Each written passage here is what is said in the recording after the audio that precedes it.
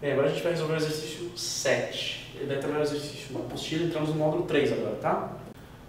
Vamos lá, vamos ler ele e entender o que ele está falando. Um automóvel desloca-se numa trajetória retilínea durante 100 segundos. Vamos já montando o esquema, lembra? Sempre tenta colocar os dados de uma forma que você consiga enxergar mais fácil.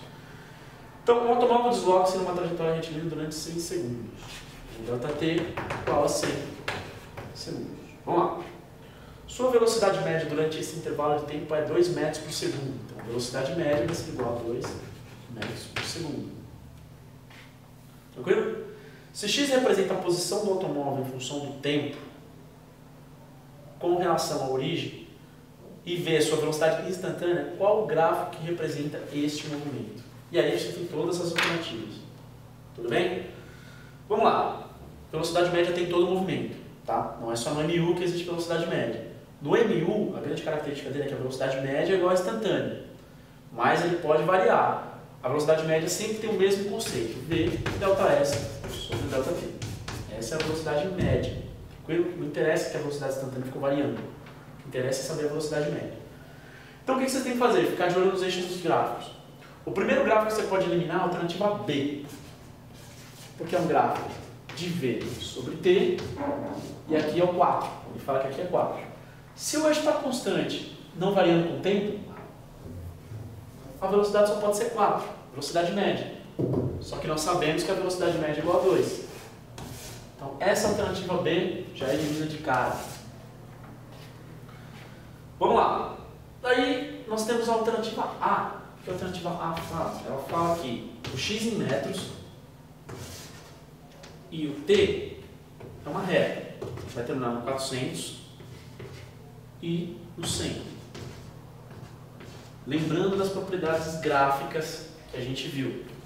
A tangente desse ângulo, ou seja, o cateto oposto, ΔS sobre ΔT vai ser igual a V.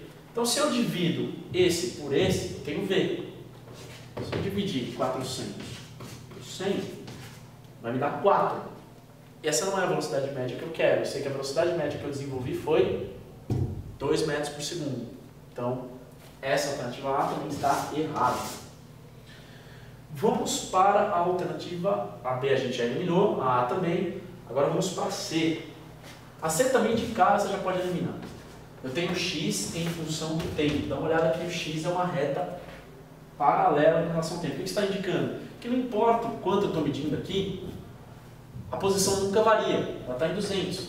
Então ela nunca vai variar. Ou seja, quando a posição nunca varia? Quando o móvel está parado. Ou seja, a velocidade nesse caso é zero. Então o C também perdido. Agora vamos para o D.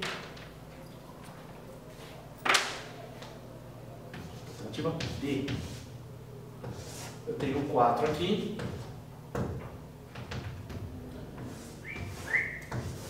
E eu tenho 100 aqui. Tudo bem? A minha velocidade média é o que mesmo? Não, aqui é o x. Não, aqui é o v, perdão. O v em metros por segundo. Exatamente. A minha velocidade média, aí, ela vai ser a velocidade média que eu desenvolvi durante esses 6 segundos. Tudo bem? Qual foi o ΔS que eu desenvolvi aqui? Foi exatamente a área desse triângulo. A gente viu uma propriedade gráfica, o gráfico V sobre T, que a área é o ΔS. Então, o ΔS nesse caso vai ser igual à área, que é 4 vezes 100, tudo bem? Sobre 2. Por que eu estou descobrindo o ΔS? Porque a minha fórmula fundamental é ΔS sobre ΔT. Tranquilo? Só preciso se perder. O que eu quero é a velocidade média. Então, eu tenho que ter um ΔS para dividir por ΔT e descobrir qual é essa velocidade. Vai ser igual a 200 metros. Percorri 200 metros em 100 segundos. 100 segundos. Qual vai ser a minha velocidade média? 2 metros por segundo. Ou seja, aparentemente, é a D, a alternativa correta. Tudo bem? A alternativa E é uma parábola. Só vamos ver porque ela está errada. Vou apagar. Isso a B que a gente já fica errado. Vamos ver porque ela está errada. É o X com relação ao tempo e é uma parábola para baixo. É aqui em 200. 200. Está errada por quê? Qual é o SF? Ou seja, o X. O S0, perdão. É 0%. Mas o meu S0, o meu SF é 0. SF, S0, 0, velocidade igual a 0.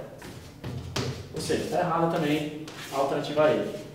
A alternativa correta é a D mesmo. A gente chegou.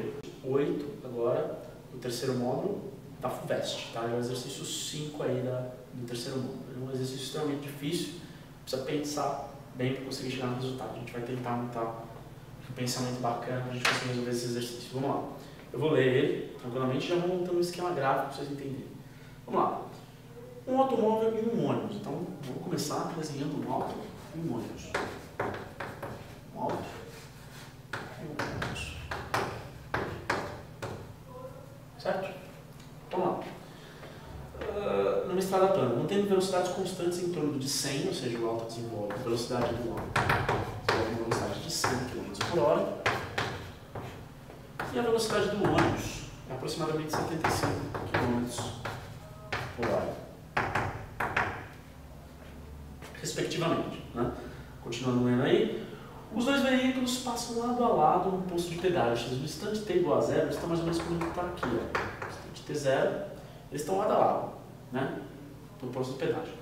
40 minutos depois, né? Ou seja, depois de 40 minutos, e aí usando a dá a conversão, fala aí que é igual a 2/3 de hora, claro que você sempre tem que ficar atento com as unidades. Aqui está em km por hora, as unidades de tempo deveriam ser igual a hora. Se ele não desse esses 2/3, você teria que fazer a conversão.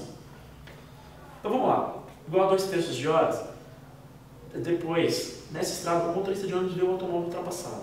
Ele supõe então que o automóvel deve ter realizado neste período uma parada com duração aproximada d. Então vamos tentar entender o que está acontecendo. Primeiro, o automóvel tem uma velocidade superior à do ônibus. Se eles estão lado a lado no pedágio e os dois partiram juntos, é de se esperar que o automóvel arranque e nunca encontre o ônibus. Tranquilo? Entendemos isso?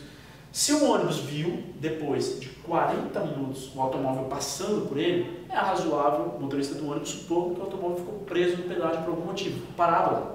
E é exatamente esse tempo que ele ficou parado lá que ele tenta resolver. Então é um exercício difícil, como eu falei, vocês vão precisar pensar para tentar entender o que ele está perguntando. Eu vou fazer o seguinte, eu vou montar minha estrutura de pensamento. O ônibus partiu, o automóvel ficou parado. Eu vou descobrir qual é que é o ΔS do ônibus, tudo bem? Que na verdade, se o automóvel ficou parado e alcançou o ônibus, vai ser o mesmo ΔS do automóvel. Dos 40 minutos, ó, quando o automóvel passar o ônibus, aí o ΔS do automóvel vai ser maior. Mas enquanto ele ficou um tempo parado, o ônibus partiu, depois o automóvel partiu, quando eles se encontraram, o ΔS vai ser igual. Então o ΔS do automóvel vai ser igual ao ΔS do ônibus. Tranquilo? Então vamos fazer o seguinte, como o ônibus ele não ficou parado, parou no pedágio e foi, mas ele foi com a velocidade de 75. Então esse ΔS eu descubro pela velocidade do ônibus. A velocidade do ônibus vai ser igual a ΔS sobre o ΔT do ônibus, que é o que ele dá, os 2/3 de hora. Então vamos lá. A velocidade do ônibus vai ser igual a 75. E o ΔS vai ser o que eu quero descobrir. O T0 é igual a 2/3. Tranquilo? Passando 2/3 multiplicando, eu tenho 75 vezes 2/3 é igual a ΔS. Olha lá. Corta aqui. Dá 2, 25 vezes 2 vai dar 50 km. O que eu descobri quando eu calculei isso? Eu descobri qual foi a distância que o ônibus percorreu. Tranquilo?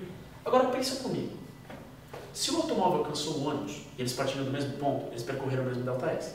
Só que o tempo não é igual. Porque, óbvio, isso, o automóvel, a velocidade média do automóvel é maior do que a do ônibus. Então, qual vai ser a minha lógica para resolver esse exercício? O ΔT do automóvel ele é menor que o ΔT do ônibus para percorrer os 50 km. Então, o tempo que ele ficou parado é exatamente a diferença.